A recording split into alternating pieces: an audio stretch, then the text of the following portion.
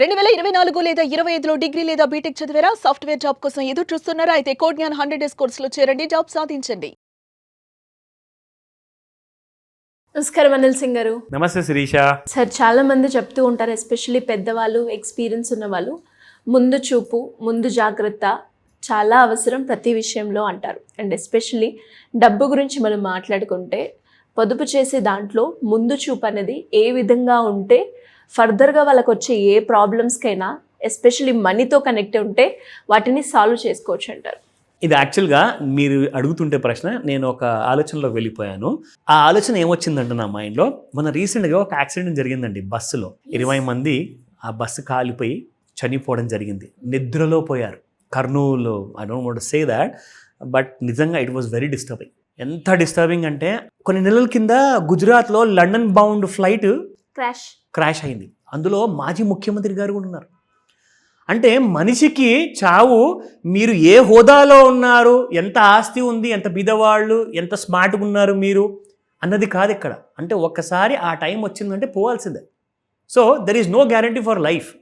ఇక్కడ నాకు అర్థమైంది ఏంటంటే, మీరు అడుగుతుంటే ఐ రియలీ ఫెల్ట్ లైక్ నాకు గూస్ బంప్ వచ్చింది అనమాట. మొన్న యాక్సిడెంట్ గురించి గుర్తు చేసుకుంటే ఐ ఫెల్ట్ వెరీ సాడ్. పడుకోనప్పుడు నిద్రలో స్వర్గం చూసే కలలు కనాలి, కానీ నిజంగానే స్వర్గానికి వెళ్ళిపోవడము, it was very sad thing. చాలామంది, దాదాపు 19 మంది అండ్ ఆల్మోస్ట్ లైక్ 20 మంది కంటే ఎక్కువ మంది ఆ ఇన్సిడెంట్ రికలెక్ట్ చేసుకుంటూ ఉన్నామన్నమాట. ఎందుకంటే మనం న్యూస్ ఛానల్ చూస్తున్నాం కాబట్టి. It was very unfortunate. ఎప్పుడు కూడా లైఫ్లో ఎవరికి జరగకూడదు, అది ఎప్పుడు మనం కోరుకుంటాం. కానీ అలాంటివి మనం అవాయిడ్ చేయలేని పరిస్థితిలో ఏం చేయాలి? మీరు అన్నట్టుగా డబ్బు, ముందు చూపు ఉండాలి, ఆస్తులు కూడా పెట్టాలి. తరతరాలుగా మనము మన ఆస్తిని దాన్ని ఎంజాయ్ చేయాలి. దాన్ని ఒక రెస్పాన్సిబిలిటీగా తీసుకుంటేనే మీరు ఎంజాయ్ చేసుకోగలుగుతారు. నేను రెస్పాన్సిబిలిటీ తీసుకోను, దానికోసం పని చేయను, కానీ నేను ఎంజాయ్ మాత్రం చేస్తానంటే, ఎన్నో సంవత్సరాల కింద ఒక చిన్న ఎగ్జాంపుల్ ఇస్తా. మన ధీరుభాయ్ అంబానీ గారు, రిలయన్స్ ఇండస్ట్రీస్ ప్రమోటర్, 1980s కాలంలో ఒక పెద్ద ఫ్యాక్టరీ పెట్టారు. అక్కడ నుంచి ఆయన భార్య, 2 కొడుకులకు ఆ ఆస్తి మొత్తం ఆయన చనిపోయిన తర్వాత చెందింది. పెద్ద కొడుకు ఒక స్మార్ట్ స్టీమ్ని పెట్టేసుకొని ఆ ఆస్తిని ఇంకా 4 ఇంతలు 10 ఇంతలు పెంచుకుంటూ వెళ్ళిపోయాడు. చిన్న కొడుకు దగ్గర ఏమైంది?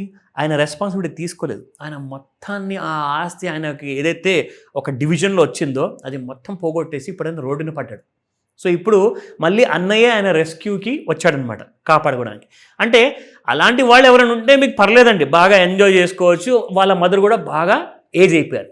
కానీ ఇక్కడ నేను మీకు చెప్పబోయేది ఒక క్లాసిక్ ఇన్వెస్టర్. మనము ఎప్పుడు ప్రపంచంలో ఉన్న పెద్ద పెద్ద ఇన్వెస్టర్స్ గురించే మాట్లాడుకుంటాం, కానీ మన ఇండియాలో రాకేష్ జుంజున్వాలా గారి పేరు మాట్లాడుకుంటే ప్రతి స్కూల్ పిల్లాడి కూడా తెలుసుకోవాల్సిన విషయం ఇది. ఎందుకంటే ప్రతి పేరెంట్ తన పిల్లలకి నేర్పించాలి, అండ్ ప్రతి హస్బెండ్ వాళ్ళ భార్యకు చూపించాలి, ప్రతి భార్య అండ్ హస్బెండ్ ఇద్దరు కూడా వాళ్ళ ఫ్యామిలీతో కలిసి చూడాల్సిన వీడియో ఇది. ఎందుకు చెప్తున్నానంటే, ఈరోజు మనం బ్రతుకున్నాం, నెక్స్ట్ సెకండ్ అండి, next second, next minute, next 1 hour, next day, next month ఏమవుతుందో ఎవరికి తెలియదు. సో అలాంటి అన్సర్టనిటీ ఉంది కాబట్టి లైఫ్లో ఒక ఆస్తి అనేది మీరు పోయే ముందు ఒకవేళ మన ఫ్యామిలీ కోసం వదిలిపోవాలి అంటే ఏం చేయాలి?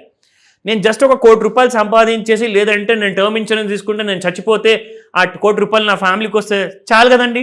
నేను మీకు నిజంగా చెప్తా శ్రీష, మీరు చనిపోయిన తర్వాత ఆ టర్మ్ ఇన్సూరెన్స్ డబ్బు 1 కోటో 10 కోట్లు మీ ఫ్యామిలీకి వచ్చిందనుకోండి, వాళ్ళ దగ్గర ప్రొఫెషనల్ హెల్ప్ లేనప్పుడు ఆ డబ్బుని ఎలా వాడుకోవాలి, ఆ డబ్బుతో ఇంకా ఎన్ని కోట్లు సంపాదించాలి అన్న plan, wise plan, ideas, finance coach కానివ్వండి, ఫైనాన్స్ అడ్వైజర్ కానీ ఐడియా లేనప్పుడు ఆ డబ్బు కూడా పోగొట్టుకుంటారు. ఎందుకో చెప్తా. ఇక్కడ మీకు ఒక క్లాసిక్ ఎగ్జాంపుల్ ఎందుకు చెప్తున్నానంటే, Rekha Jhunjhunwala buys 15 lakh shares of this multi bagger Tata stock in Q2. Rekha Jhunjhunwala గారు ఎవరంటే, మన స్వర్గవాసి రాకేష్ జుంజున్వాలా గారు ఎవరైతే ఉన్నారో ఆయన భార్య. ఈయన గారు, రాకేష్ జుంజున్వాలా గారు చనిపోయే ముందు వరకు, ఆరు చనిపోయిన రోజు 41,000 crores ఆయన పోర్ట్ఫోలియో వాల్యూ, ఆయన ఇన్వెస్ట్మెంట్ చేసిన షేర్స్లో, కంపెనీస్లో వాల్యూ అనమాట. అంటే ఆస్తులు అవన్నీ పక్కన పెట్టిన తర్వాత దీని వాల్యూ చెప్తున్నాను, ఓన్లీ షేర్స్ వాల్యూ 41,000 crores. కానీ ఆయన చనిపోయిన తర్వాత ఇప్పుడు ఆయన భార్య ఏ రోజు కూడా షేర్స్ గురించి మాట్లాడేది కాదు, పట్టించుకునేది కాదు, జస్ట్ లైఫ్లో బిజీగా ఉండేవారేమో, ఎంజాయ్ చేసేవారేమో. ఇప్పుడు ఆవిడ ఏం చేస్తుందో, ఆ డబ్బుని ఎలా మేనేజ్ చేస్తుంది, షేర్స్లో హస్బెండ్ సంపాదించినంత డబ్బు ఈమె కూడా సంపాదిస్తుందా అన్న డౌట్స్ అందరికీ ఉండింది. అసలు రోడ్డున పడుతుందా అన్న మాట కూడా చాలామంది మాట్లాడుకున్నారు.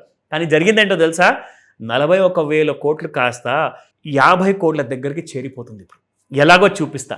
ఏం చేశారంటే రాకేష్ జుంజున్వాలా గారు, ఈవిడ రేఖా జుంజున్వాలా, ఆ పెద్ద మనిషి ఏం చేశారంటే చనిపోయే ముందే ఒక కంపెనీని ఏర్పాటు చేశారు. రేర్ ఎంటర్ప్రైజ్ అన్న పేరుతో, రాకేష్ అండ్ రేఖా అన్న పేరుతోనే కంపెనీ ఫామ్ అయిందనమాట. ఆయన ఏం చేశారంటే IIT top India technical institutes, Indian institute of technology, Indian institute of management నుంచి పెద్ద పెద్ద ఇన్స్టిట్యూట్స్ నుంచి పెద్ద పెద్ద స్టూడెంట్స్ని పెద్ద పెద్ద జీతాలు ఇచ్చేసి ఆయన ఒక టీంని తయారు చేశాడు. నేను రేపటి రోజు ఉన్నా లేకున్నా నా కంపెనీ మాత్రం చావకూడదు. మనిషికి చావు ఉంటుంది కానీ కంపెనీకి ఉండదు. సో కాబట్టి కంపెనీ సక్సెస్ఫుల్గా రన్ అవ్వాలంటే టీము కూడా అలాంటిది ఉండాలి. సో ఆయన పెట్టిపోయిన తర్వాత ఆ టీము మేనేజ్ చేస్తుందండి ఆ 41,000 కోట్ల పోర్ట్ఫోలియోని, ఆ ఆస్తిని. ఈ రోజున 50,000 కోట్ల దరిదాపుల్లోకి ఆ పోర్ట్ఫోలియో చేరుతుందంటే thanks to the smart thinking of husband. ఒకవేళ హస్బెండ్ అండ్ వైఫ్ ఇద్దరు జాబ్ చేస్తున్నారంటే కూడా మీరిద్దరు కూడా, మీరు లేని తర్వాత నా ఫ్యామిలీ సంగతి ఏంటి, మీకోసం ఒక శ్రేయోభిలాషి కావాలి, ఒక well wisher in the form of ఒక ఫైనాన్స్ కోచ్ కానివ్వండి, ఒక ఫైనాన్స్ అడ్వైజర్ కానివ్వండి, ఒక చార్టర్డ్ కానివ్వండి.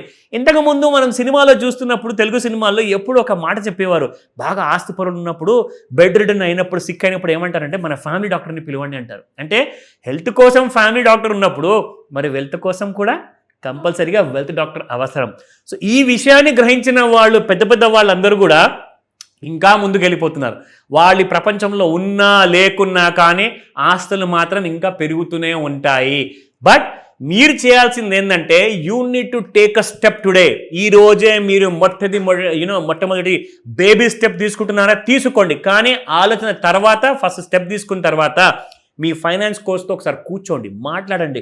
నేను రాబోయే ఫ్యూచర్లో నేను ఉన్నా లేకున్నా నా తల్లి, నా ఫ్యామిలీ, నా భార్య, పిల్లలు అందరూ కూడా హ్యాపీగా ఉండాలి. వచ్చిన టర్మ్ ఇన్సూరెన్స్ డబ్బుని ఎలా వాడుకోవాలో వాళ్ళకి తెలియదు కాబట్టి, నేను పెడుతున్న పెట్టుబడికి నామినీ వాళ్లే కాబట్టి, నెక్స్ట్ టైం నేను చేయబోతే పెట్టుబడి అన్నిటికీ కూడా మీరే విట్నెస్, మీరే మా శ్రేయోభిలాషి అని ఆ అప్పచెప్పే ఆ గుణం ఉంటుంది చూడండి. అలాంటి వాటికి హై టైం అనమాట. ఇప్పుడు ఇండియా ఈజ్ గ్రోయింగ్. సో కాబట్టి వెల్త్ కూడా గ్రో అవుతుంది. ఈరోజే మీరు అందరూ కూడా వెల్త్ క్రియేట్ చేసుకోవడం ఒకటే కాదు, మీ ఫ్యామిలీకి ఒక వెల్త్ డాక్టర్ కూడా కావాలని చెప్పే విషయం మీరు గ్రహిస్తే, ఈ వీడియో చూశాక నిజంగానే మీరు సక్సెస్ఫుల్ అవుతారు. రిటైర్మెంట్ ముందే కోట్లాధికారి అవుతారు, రిటైర్మెంట్ తర్వాత అయితే చాలామంది అవుతున్నారు. సో కాబట్టి ఈ వీడియోని ప్రెషియస్ వీడియో కాబట్టి సేవ్ చేసుకోండి. ఇదొక మీరు వీలునామా రాస్తారు కదా, చనిపోయే ముందే వీలునామా గురించి కూడా డిసిషన్ ఎలా తీసుకోవాలో ఈరోజే కాల్ చేయండి, చెప్తాను. స్మార్ట్ క్లాస్ ఉంటుంది, ఆన్లైన్ ప్లస్ ఆఫ్లైన్, అది కూడా నేర్పిస్తా. Thank you sir, thank you so much. Welcome Shirisha. Suman టీవీలో మీ పర్సనల్ అండ్ బిజినెస్ ప్రమోషన్స్ కోసం కింది నెంబర్కి కాంటాక్ట్ చేయండి.